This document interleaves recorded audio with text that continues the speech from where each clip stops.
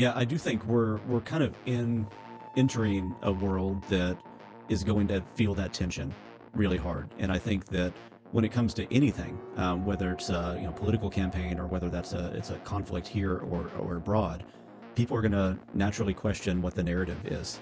And there's another concept called the liar's dividend, which it means you show people enough things like deepfakes and everything else, and they do start to question reality. And then the person that benefits most from that is the bad actor, because as soon as they do something that gets caught on tape, all they have to say, and we heard that in a couple campaign cycles already, all they have to say is, well, that wasn't me, that was a deepfake. And all of a sudden, you almost have to give the person the benefit of the doubt while you do an investigation. Same thing around the world. That wasn't us that did a missile strike. There was no missile strike. There was no terrorist event. There was no whatever the thing is. That was AI generated, and it's just the media company X, media company whatever is trying to fill your brain with their narrative. And I don't know that society is really ready for that level of needing to do your own personal investigations on stuff. I think a lot of people are just going to feel like their only option is to throw up their hands and disengage.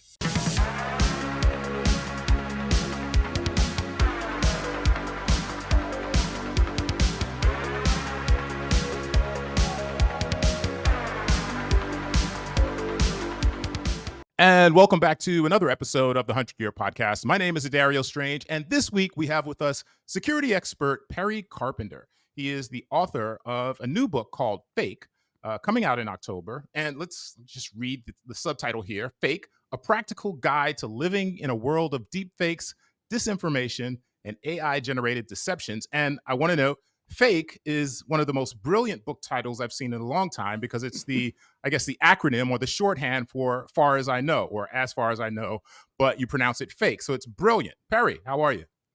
I am doing well. Let me actually admit something that I should have known way better about. So when we picked the name FAIK, we were actually just thinking, fake like FAKE, but it's a fake like there's AI in the middle of it. So the middle too.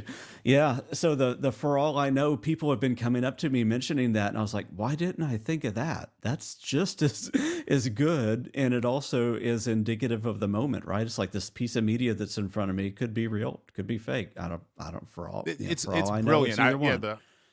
The book designer did it did the book cover perfectly. So the AI jumps out, and it's literally has three meanings. It's a brilliant title.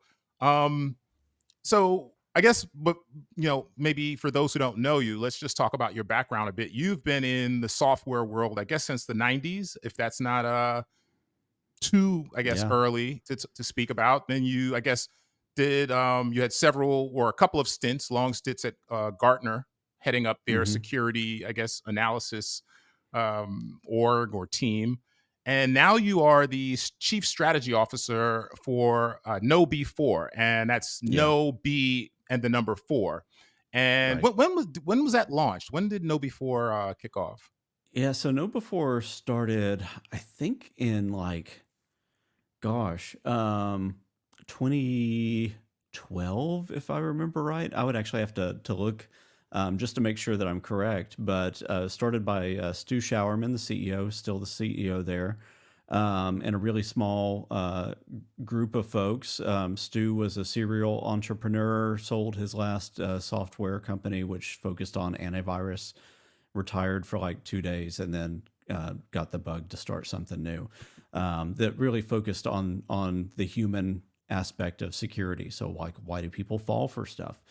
And I came in 2017 out of my last stint at Gartner because No Before was one of the markets that I was measuring in a lot of the analyst reports that I did.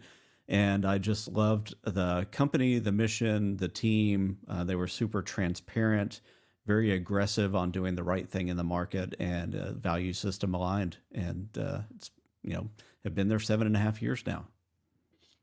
So when I kind of, I guess, researched the company, the first thing that jumped out to me was a recent story, which I'm sure you know what I'm about to mention. I know which one you're going for. Yeah. A North Korean hacker apparently applied to work at No Before, and I guess he was going to work remotely. And Yep. then you guys sent him kind of, I guess, his work laptop. And in very short order, he starts up the laptop and apparently begins loading malware. And, you know, Yeah. so, Yeah. down the chain, you guys figure out that this guy is actually working for the government of North Korea. And, you quickly sealed off your own systems. Apparently, there was no data leak. But, Right. I thought it was interesting that this is a great case example, not only for the people that you deal with, as a company, but also kind of just like you were transparent enough to admit that, it even got Yeah. this far. And one of the things about, I guess, the generative AI part of the story is there's actually a photo that the person used, and I guess there were actual video interviews held with the person, but the photo was, I guess, they used AI software to alter an Yeah. existing tech executive photo to put the interviewee's face on the photo. So, I mean, Yeah. how close were you to that whole series of events? What was your reaction? How it played out? So I heard about it after the initial discovery of the person. So this was somebody went through. I mean, the story behind it's really really fascinating. This person went through several rounds of interviews, all of them remote over Zoom and email and things like that. They passed the coding and technical competency tests, so they were actually qualified to do the thing that we were hiring them to do. They were very skilled, very amicable, and seemed like they would be a good team fit. They passed the personality assessments that we did, all the normal things.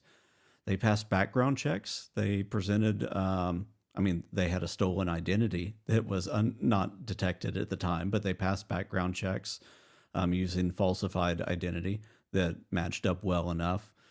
And I should say, in the video interviews that they did, they were not using any kind of deep fake technology. They presented themselves as themselves. However, the photo that they submitted to us for the HR records that was going to be put, in our intranet and through all those other, systems that would propagate out like Slack and so on, just to show their profile photo, was an AI altered photo of a stock image of I think if you were to type in, and I'm not trying to over stereotype things, but if you were to type in something like Asian tech executive, that's the one of the most common photos that comes up. And they took that very common photo and then they altered it to make it look kind of enough like the person that was being interviewed that you would look at it and you go, yeah, that looks like him. And then you would just submit it through the systems. But it was really interesting when we started to pick everything apart. The initial photo, the unaltered photo of the tech executive, the stock one, was everywhere on the internet.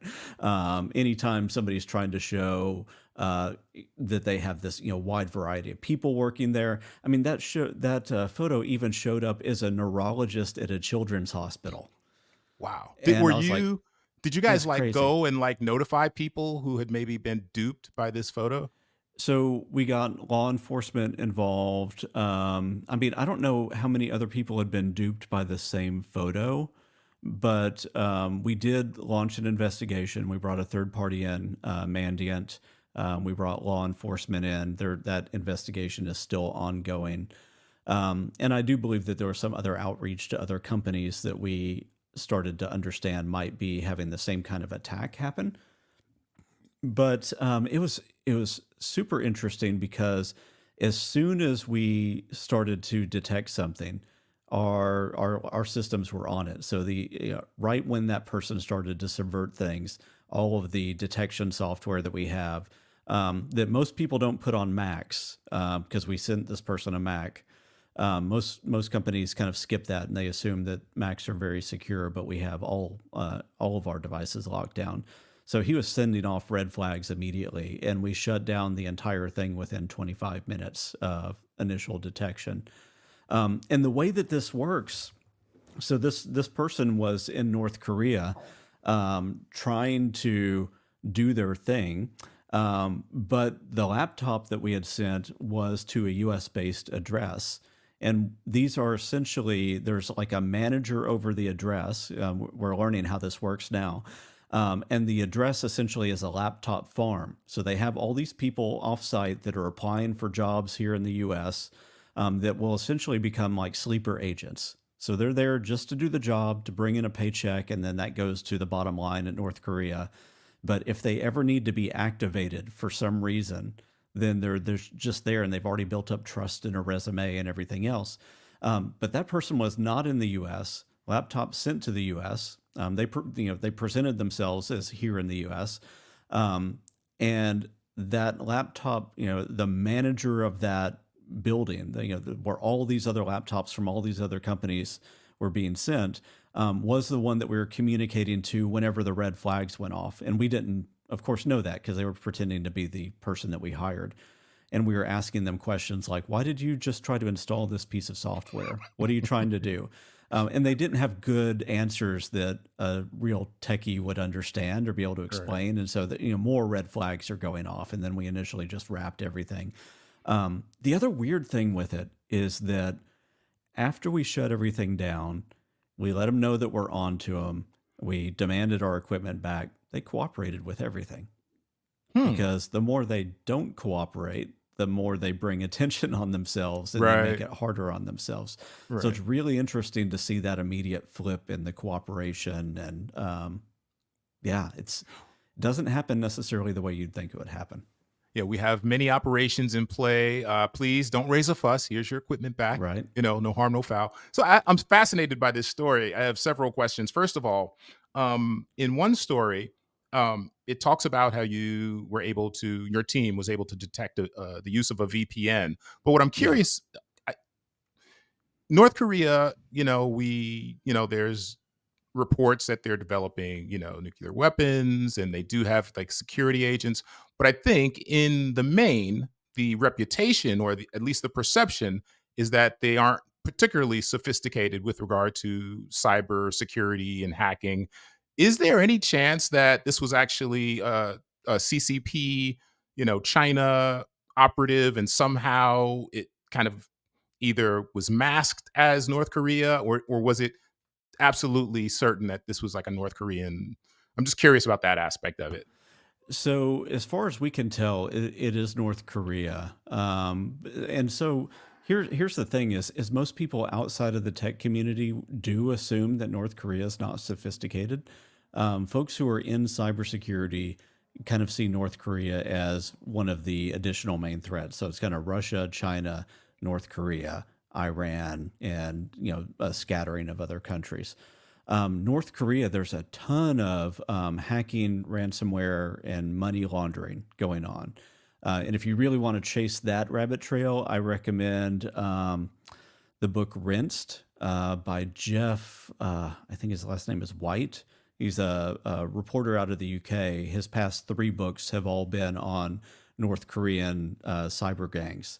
They actually, if you remember a few years ago, they took down several casinos because they weren't happy about how, what was it? Seth Rogen, and he had that movie that put North Korea in a bad light. They didn't like that, and so they just went on a cyber tear and took down several different casinos. So they're extremely capable. They're just not at the top of the list for where a lot of American media puts their focus. Yeah, and you mentioned Iran. I think they were said to be behind the recent political hack that supposedly got into one of the candidates' campaign headquarters, and disseminated strategy and plans and all that kind of stuff. So with regard to this whole thing, like I'm thinking about just all of the companies in the United States who, I guess, post-pandemic, remote work has become normalized. All right. Yeah. So I understand that part of the ruse on this actor's part was that they were based in the US, but we have a ton of US companies, not just hiring remote workers in the US, but also remote workers abroad. If you had just had to guess, and I'm not asking you for a hard statistic, but I'm just your anecdotal feel for the space.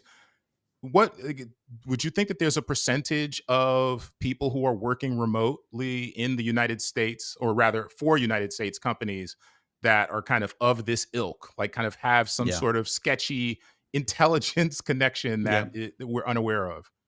Yeah, and that's what's coming out of a lot of the conversations with law enforcement and other people that do these investigations is that, like when I talk to my head of HR now and our chief information security officer, they've gone down the rabbit hole on this at this point. They've done so much research. Are both of them now say that they can look at tons and tons of resumes and there's interesting words and phrases that come up over and over and over again from people that seem to be within this group of folks who are trying to infiltrate. And part of it is really interesting too, because there's those words in their LinkedIn profiles and everything else where they make it tend to be a system of code that they use to notify each other where they are, so that if one person needs to activate somebody else within that network or get information about a certain company, they are able to quickly kind of go through their Rolodex and say, oh, this person probably is, based on what I'm seeing. Let me reach out to them and see how they respond. This is fascinating. This is I'm probably a little in paranoid mode because I just rewatched the series The Americans, which is about two That's a great embedded show. Russian. Oh, Yeah. one of the best. It's about two. For those who don't know, it's about two Russian agents who basically spend most of their adult life, or I guess middle age, in America, posing as just two homemakers. And I think it ran for 4 or 5 seasons. It Yeah. is brilliant. And so that's got me thinking about what's going on with all this remote work and deep Right. fakes. Okay, so I wanted to talk about one other thing though, with regard to the book, like the intro. You dedicated it to the recently passed Kevin Mitnick. Now, I would say years past, I did a Hmm. bit of reporting on hacking, not too much, but he is probably one of the most famous hackers in U.S. history. My understanding is he had a role with you guys as kind of a chief hacking officer. Chief hacking officer. Yeah. Yeah, and he was on your board, and Hmm. I was actually unaware that he had passed away, but apparently he passed away last year. Yep. Can you talk about like what prompted you to like particularly give him that tribute in this particular book? Yeah. So Kevin was a good friend. I got to know him a little bit before my time at Know Before, back when I was an analyst, and I'll tell you, the first time that I really met him. So I met him at a couple conferences, but then the first time that I was in the room with him for hours was before I was at Know Before, and I was the analyst at Gartner, and I was doing an on-site visit to Know Before to give a briefing and get a briefing. So me tell Know Before what my thoughts on the market were, some ideas on strategy, and Know Before to tell me kind of their take on the market and what they're hoping to accomplish. And so I'm in the room and I'm getting set up. And at the end of this, long conference table, I see Kevin Mitnick sitting there, and I'm like, I think that's Kevin. He's like heads down working on something. He kind of like just says hi real quick. And somebody comes in and goes, "Oh, do you want the Wi-Fi code?" And I'm like, there's no way I'm hooking up to your Wi-Fi right now because Kevin is right there, and there's stuff on my laptop that I don't want Right. anybody else to have. And so that was a really interesting thing. But the thing with Kevin is that I think he had a stage personality, and then he had a regular personality. And his stage personality sometimes put people off. It was very, out front, kind of look at what I'm able to do type of thing. But whenever you like really got to know him, he was the most fun, humble, like giving, really interested in like having deep discussions type of person that's there. And the reason that he would put that face on stage, I think was twofold. One is all of us carry around way more insecurity than we want to let on. And I think that there was part of that was there. And so part of that was the mask, and wanting to be a great presenter as well. And then the other part is the reason that he was showing off in a lot of those cases was to show people what's possible so that then they would start to do the necessary follow-up to protect themselves from those kind of things. And so, yeah, the dedication for my part was really just a recognition of the importance of Kevin for the cybersecurity industry and the fact that he had several layers of depth that very, very few people got to see. This, whenever I think about Kevin, I think about just the hackers that I've known and just hacker Yeah. culture in general. And it brings me back to, I guess, like my early times in the tech space. And I think about, events like DEFCON. Yeah, what I remember from DEFCON is less that. I don't even remember having it there, but just running into people, talking to people that I met, and they were my kind of people because of what DEFCON's about. And it's almost like, to me, DEFCON almost sometimes means defeat contracts. We don't follow the rules. Bad rules aren't meant for us. So my name's Craig Martell. I am the, I gotta change slides. I am the Chief Digital and AI Officer at the Department of Defense. I would love for the promise of generative AI and large language models to come to pass. I would love it. But we have to be non-hype, systematic, and empirical about it and measure that they're actually delivering against the acceptability conditions. Let's be scientists. Now, what do I need from y'all? Hack the hell out of these things. Hack the hell out of them. Which happens annually.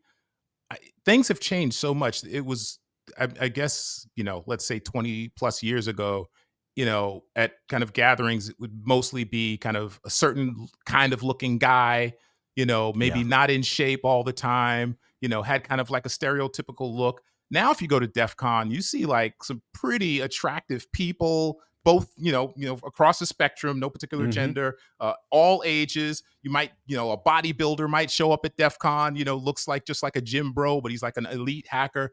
Like, Right. Talk to me about like, what do you think is, I guess what I'm saying is like, back in the day, which I'll say is the 90s, I thought that hacking culture would kind of mostly remain the same in terms of demographics and kind of,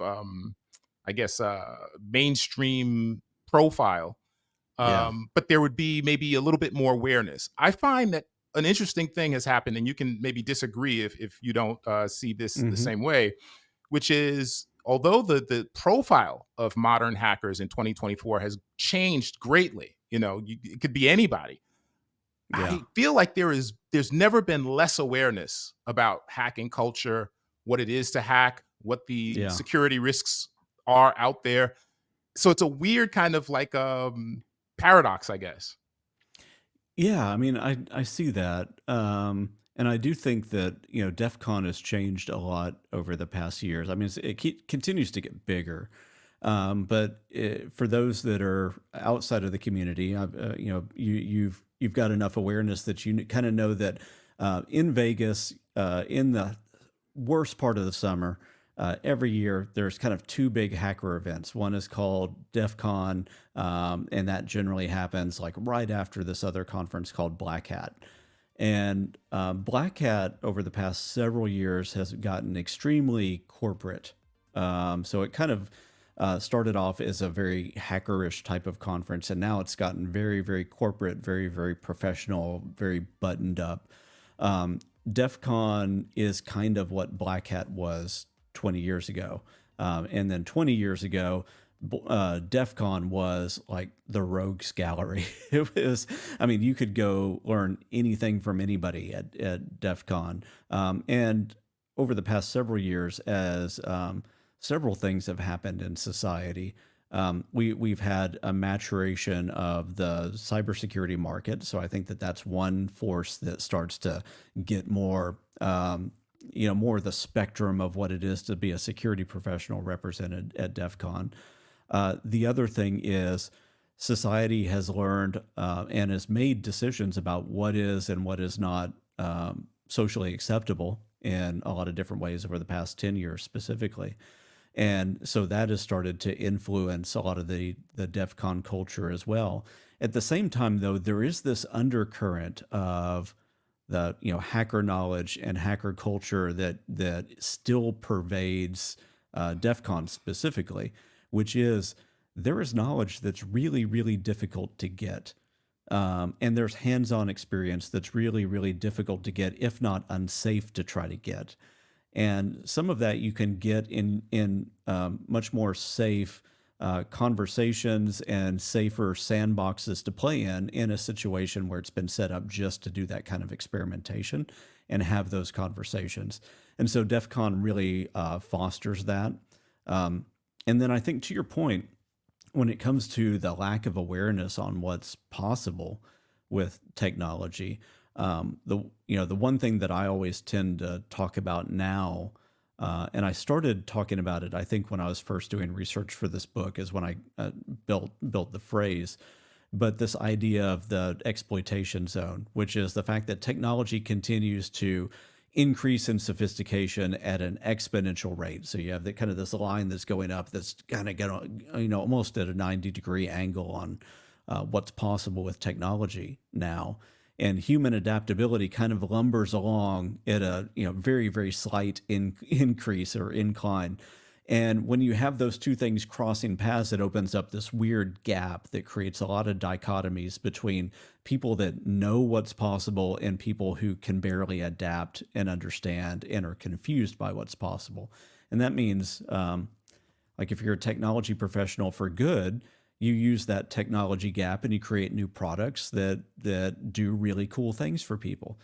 If you're a bad actor, you look at that gap and you go, oh my God, there's a ton of opportunity here because people have no idea what's possible.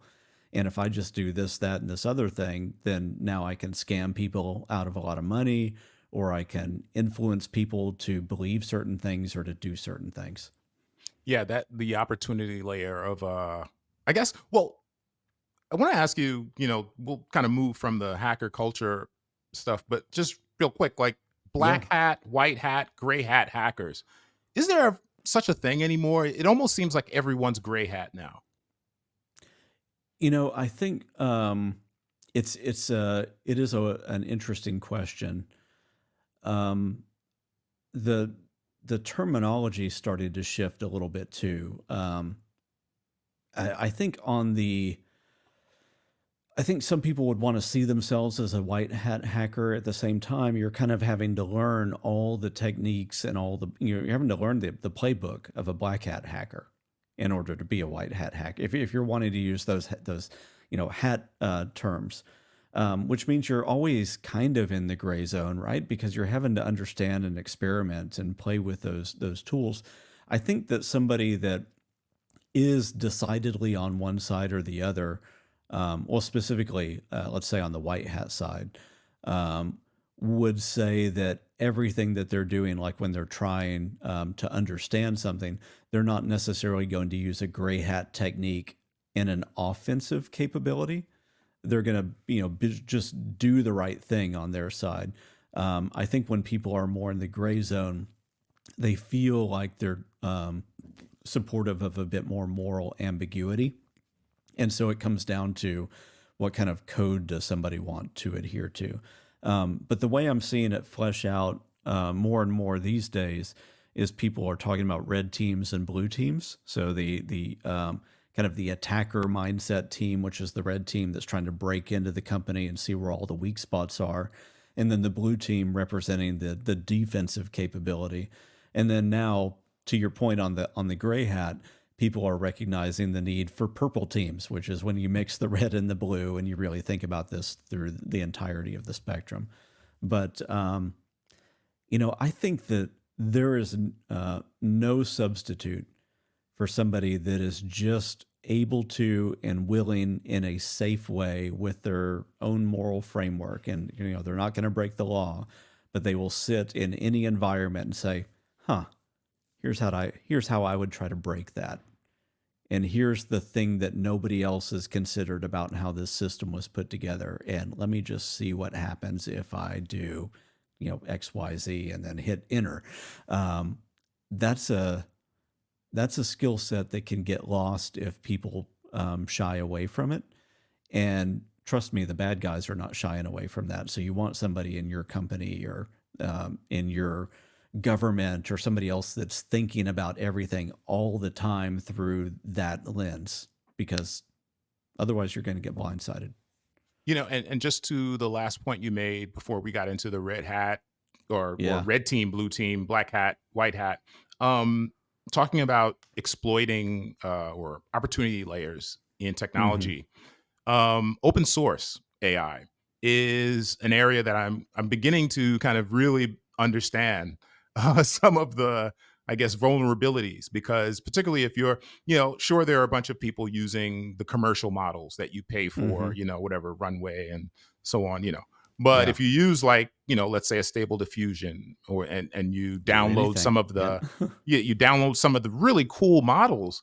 Yeah. There are exploits in some of these models that now, granted, because it's open source, the community usually quickly, calls out, a vulnerability. But, what if it isn't in time? What if you download the model and start using it, and while you're generating all this AI imagery or video, you don't know what's happening behind the scenes until that notification comes up in whatever Discord or Reddit. So I feel like we're in a new, like, people are so worried about the front end of how AI is used, but on the back end, kind of dark things are happening. Are you kind of like aware? Are you tracking this at all? I mean, to a certain extent. So the lens that I think about it with is a little bit different. So um, certainly, I think that there's vulnerabilities and exploits in tons of software that's out there, especially when it's when the people that are creating the software are creating it for the purposes of evasion of something, whether that's copyright law or some kind of ethical boundary around, violence or sex or something like that. Automatically, you're starting to get into a different mindset for the people that develop that and support it. And so, yeah, you're potentially going to have exploits or vulnerabilities that are built into that. At the same time, there's always vulnerabilities in every software. The lens that I've been thinking about it through is there are a few models that are out there for, whatever version of AI you're wanting to think about, whether that's a large language model, an image generation model, a video generation model, or voice generation model. And there are ones that are closed source and that are also trying to think about some of the ethical implications and think about, possibility of self-regulation of some kind.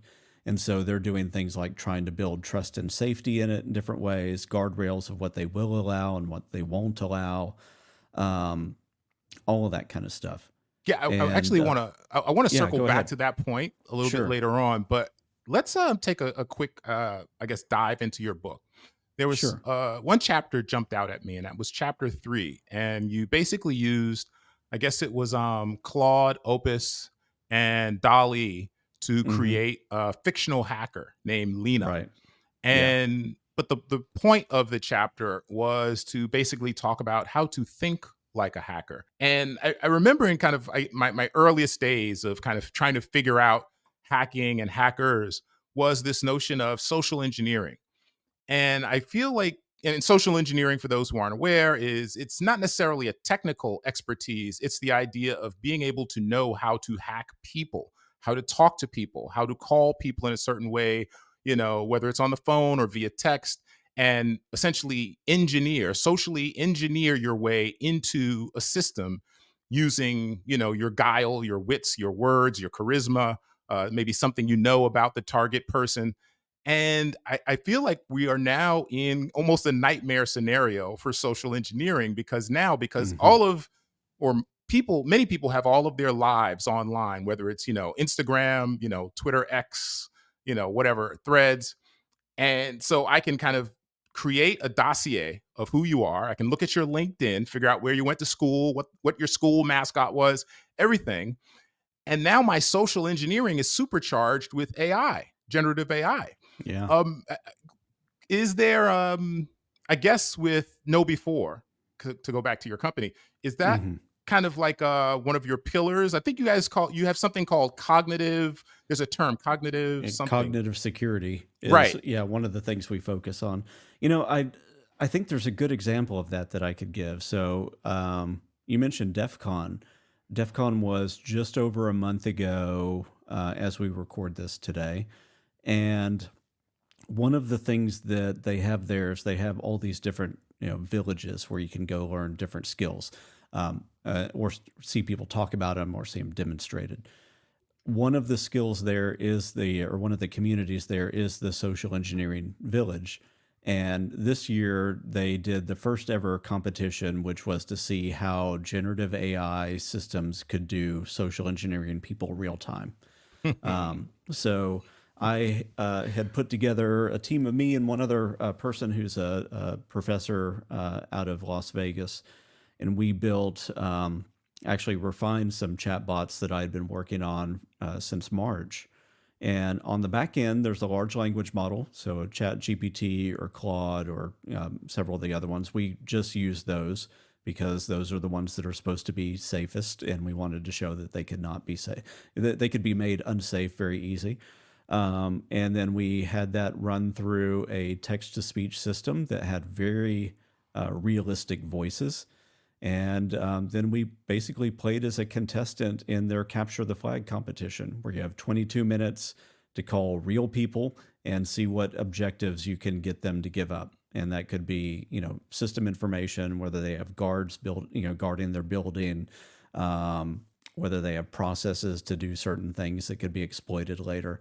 And the first real live fire test against an unsuspecting person that I did with that chatbot kept the person on the phone for 10 minutes, got every objective out of them that I wanted them to get, helped them solve a tech issue that they had, and fended off a question where they're like, are you sure you're calling from our home office? And then, all of that kind of stuff. And that's generative AI at work, real time, all prompt driven, weaponized because of the way that we were able to string some systems together. Yeah, I mean, for those who are unfamiliar with this idea of cold calling and social engineering people, this is a sport. Okay, there are social engineering athletes who just practice calling people, seeing what they can get them to do. Some of these people are, marketing people. They're not necessarily hackers, but yeah, but social engineering it's fascinating, particularly when married with AI, as you just mentioned. So I'm a little I don't know, slightly terrified. The weird thing that I'll mention with that too is I did say that was the first test against an unsuspecting person. So we did 5 calls because we had 22 minutes. Nobody ever said that they believed that they were not talking to a human. So nobody thought they were talking to a bot. They were all genuine conversations, and they all resulted in information given up. And the other thing that came out of that is, even though we had some very basic prompts in those first live fire tests were as effective as people who have been doing this for 20 years. Wow. Okay, give me the secret. I mean, I still want people to read your book, FAIK, FAIK again. But what is the secret? What is, like, if you just elevator pitch, you only have 30 seconds with someone in an elevator. How do you think like a hacker to fend off AI attacks? To fend off AI attacks. So the biggest thing about being a hacker is to think about things with a sense of curiosity rather than just taking what's in front of you for granted. And I think that that's always the biggest key. So the thing that I tell people when it comes to AI attacks is flip the question. It's not, is this real or is this fake? The question instead should be, why is this in front of me? Why does this exist? What is it trying to make me feel? What emotions is it trying to evoke? What thoughts is it trying to make me think? What actions might it be trying to make me take? And then at that point, you're starting to dismantle it, because we've hit the point where people can't tell what's real and what's fake anymore. So the bigger question is always going to be, why does this exist in the first place, and what does it want from me? Right. Anyone can be hacked, including journalists. But the way you just kind of broke that down. That's why I'm always slightly surprised when there's a big story about some journalist that was hacked, whatever, Yeah. for some leak or whatever, because curiosity is basically the mission of any good journalist. Why? Hmm. Why are you calling me? Why are you texting me? Why would you want this? Why do you even know that I exist? Why? Yeah. Most people who aren't necessarily, if that's not their job, they're not trained to think that way. Um, the impulse is much different. Oh, me? I'm special? Right. Like you've reached out to me or you need something from me. How can I help? Or, what's Right. wrong? Did I do something wrong? Um, yeah, that idea of why is a great shortcut. Um, you talk about in the book weapons grade AI. Can you explain what that means? Like, what do you mean by weapons grade? Yeah, so very similar to what I mentioned, which is just being able to take something, point it at somebody, and get the result of deceiving them in the way that you want to.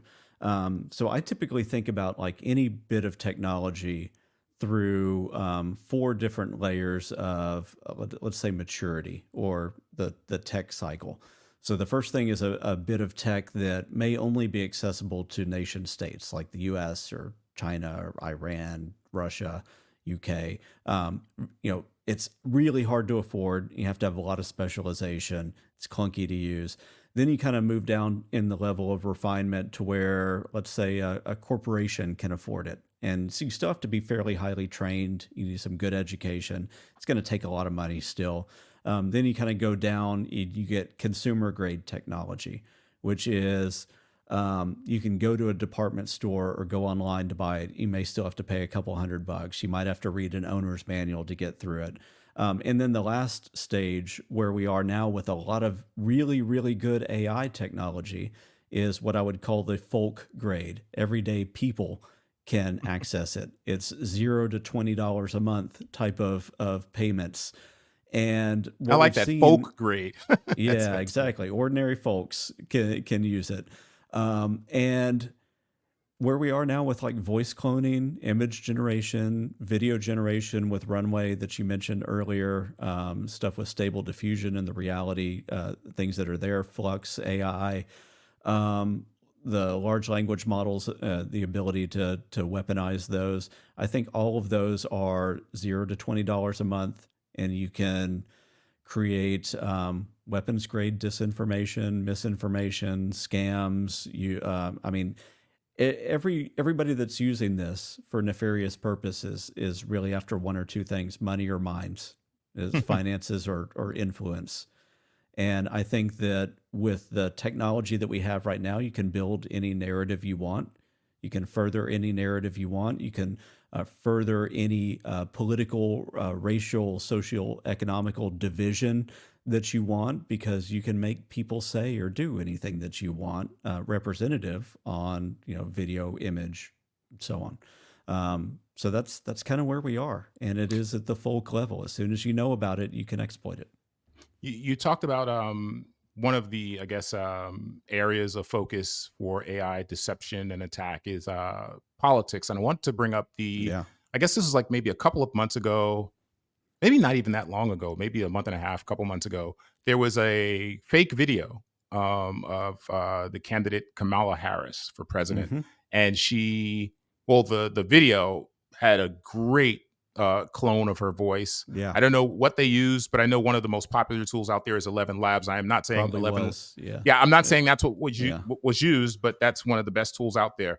It cloned her voice perfectly. There were videos. It really was a great fake campaign video, and that was I guess the thing that I found interesting was that was really one of the few that we've seen in this election cycle. I expected more, but there's been a Hmm. new development in that, which is the guy who actually created that video. Let's see, that guy is Christopher Coles, who Hmm. goes by the name Mr. Reagan on X, is apparently suing the state of California. Yep. And he's saying I guess his claim is freedom of speech. And it's related to several bills that were just signed in late September by Governor Gavin Newsom. And I'll just, Mhm. I want to read off like kind of like the general thrust of each bill and kind of get your general Yeah. reaction to them. Let's see. And again, these are three bills recently signed by Gavin Newsom to, I guess, defend, protect against AI abuse.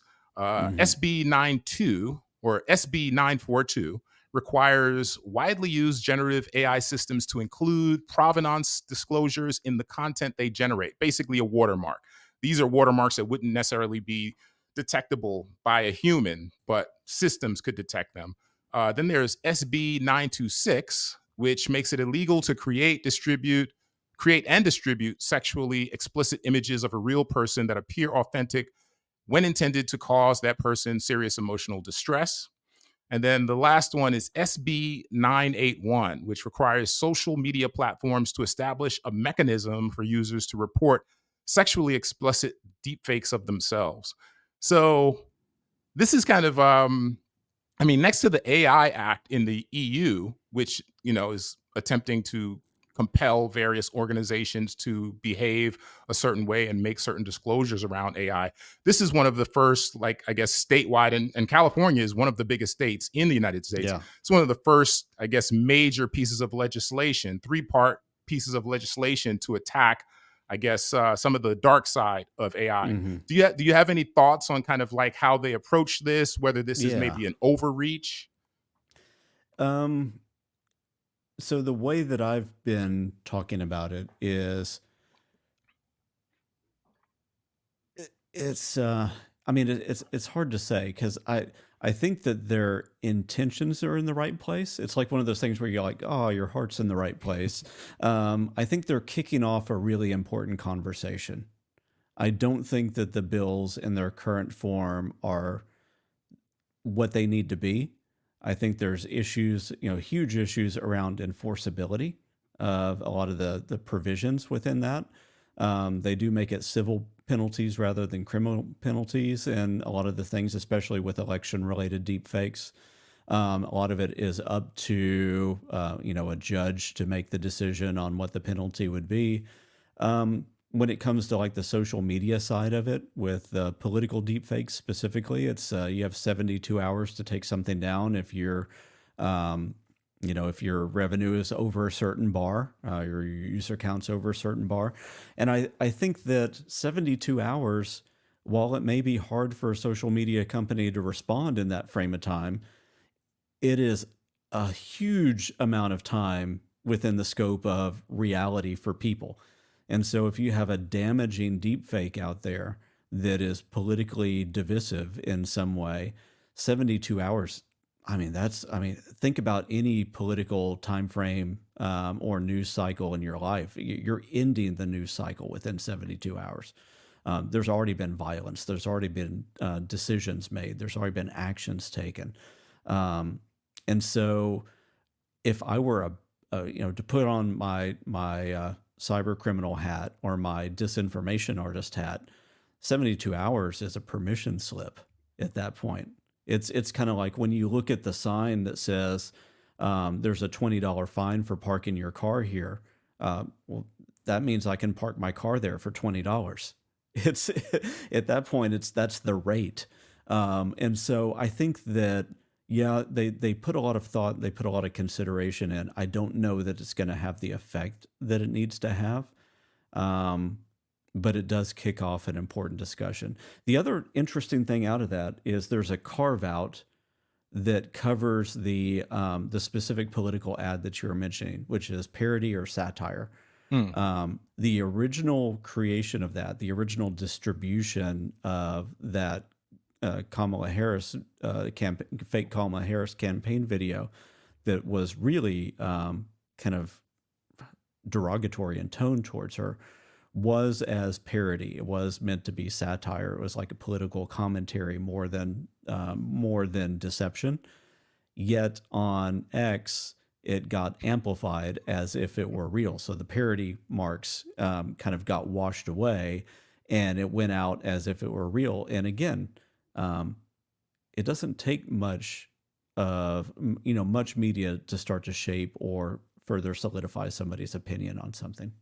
that this whole idea of parody, I agree. It's slippery, and I think we've crossed into a zone in recent years where, differentiating between parody and reality is increasingly difficult. Like something like The Onion, there Oh are too yeah, many Onion headlines now that could absolutely be true. Whereas before exactly. it would be obvious on its face that, oh, well, this is a joke. Ha Yeah. ha, how ironic. Well, no, there's too many things are really, we're in interesting times, as the old saying goes. So, um, yeah, Yeah, that the there's parody a thing. concept too called this is like an internet culture concept and comes up in folklore, which is another area that I study a lot, and it's called Poe's Law, Poe apostrophe S law, and it's not Edgar Allan Poe. I forget who the guy's last name obviously was Poe that coined it, but what he was talking about is online any statement that's made as satire or sarcasm will be taken as reality and fact by somebody who's not in on the joke. And so when you talk about those Onion headlines or these, satire political ads, they may be well created with satire in mind and political commentary in mind that should be protected speech, but the use outside of that sandbox can be weaponized in an instant. And we have to figure out a way to grapple with that reality between free speech, speech that should be protected, that's important because we've had good political satire for hundreds of years. Charles Dickens wouldn't be as well known if it weren't for using satire to bring up important social situations. At the same time, though, not much satire in the past has been weaponized to actually try to deceive people. And so we've entered a new phase in how information can be used. Yeah, and this is exactly, I guess, parenthetically, this is exactly why I don't use, like, if you visit my Twitter and Threads profiles, I Yeah. don't use them as much as I used to because exactly what you said, this Poe's Law idea, whereby, someone can take something that you meant absolutely ironically, quip, Hmm. some just offhand quip. And the next thing you know, you're reading a news article, Yeah. Perry says blah, blah, blah, and it's completely Exactly. unironically, you know. Um, Exactly. so yeah, I wonder how the Onion is dealing with this. But okay, one last thing, or kind of like wrapping up. Sure. Yeah. Let's just talk about this idea of what happened with the Kamala Harris campaign and the political situation in general in the realm of warfare. I don't want to get into politics at all. Let's Hmm. just talk about wars in general, kind of things happening in different parts, Eastern Europe, Middle East. Um, we are kind of at a point, I think, where AI, at least commercial AI, Hmm. is fairly young enough where I think that's part of the reason you're not seeing it used as much. But what happens in, let's call it 24 months, 12 to 24 months, when just basically, I wonder, does a Twitter X or other services like it, does this all become useless because the fakes are just so incredibly realistic and well done, like particularly with regard to Yeah. conflict. Yeah. Yeah. I do think we're kind of entering a world that is going to feel that tension really hard. And I think that when it comes to anything, whether it's a political campaign or whether it's a conflict here or abroad, people are going to naturally question what the narrative is. And there's another concept called the liar's dividend, which means you show people enough things like deep fakes and everything else, and they do start to question reality. And the person that benefits most from that is the bad actor, because as soon as they do something that gets caught on tape, all they have to say, and we heard that in a couple campaign cycles already, all they have to say is, well, that wasn't me, that was a deep fake. And all of a sudden you almost have to give the person the benefit of the doubt while you do an investigation. Yeah. Same thing around the world. That wasn't us that did a missile strike. There was no missile strike. There was no terrorist event. There was no whatever the thing is. That was AI generated. And it's just the media company X, whatever that. Well, not, I'm not talking about Yeah, it's hard to say that now. I know what you mean. Yeah. Media company, whatever, Fill in the blank. is trying to fill your brain with their narrative. And I don't know that society is really ready for that level of needing to do your own personal investigations on stuff. I think a lot of people are just going to have to going to feel like their only option is to throw up their hands and disengage. And that is, I think, the perfect way to, again, ring the bell on the book, FAIK. I think FAIK could, I've not finished reading it, but I've looked through, kind of all of the material and kind of like the sub chapters and kind of what you cover. And it does seem to be a great primer for, I guess, training you to think in the right way about a lot of these things. Last question. Correct me if I'm wrong, you have worked in the past as a professor, right? At the university level, correct? Yeah. Okay, so this is something I've asked past guests, and I'm very curious what you think about this. How, as a professor, does one operate effectively when term papers, assignments, often kind of, you have to trust students at the university level to, do things on their own, and there's some honor system. And at present, there is no system, a reliable system, to check whether something has been AI generated. Right. What advice would you give just universities in general as to like how to broach this? Because the young students, I mean, they're natives. They're already adopting a lot of this stuff. Yeah, I mean, I think you just actually said it, is these are tools that society is going to adopt. It's like the calculator or the personal computer or anything else. These are tools that have been created to help people be more productive. And at some point you have to say, this is how they're going to function outside of work or outside of college. So let's figure out how to bring that tool in and be inclusive with it, show them how to use that in a productive, safe way that helps them use it as like a brainstorming partner, as a refiner for their own ideas, rather than the thing that just does everything for them. But how they bring that in as a collaborator and as a tool rather than a crutch or a substitute. So if I'm a university professor listening right now, the advice is embrace the tools to some degree, bring them into the classroom, into the lecture hall, and become a native yourself. So the students don't feel like they're necessarily cheating the system, but that the professor is aware of these tools and they are native enough on their own that you can't just turn in anything. Like the professor knows. Yeah. And also show them where they fall short. Show them how they can make up facts that are wrong. So it's like, all right, maybe you go and you do your initial brainstorming, and maybe you even use generative AI to get over that, blank page syndrome, where you're just staring at a cursor for an hour, and you have it help write the first, paragraph or something for you.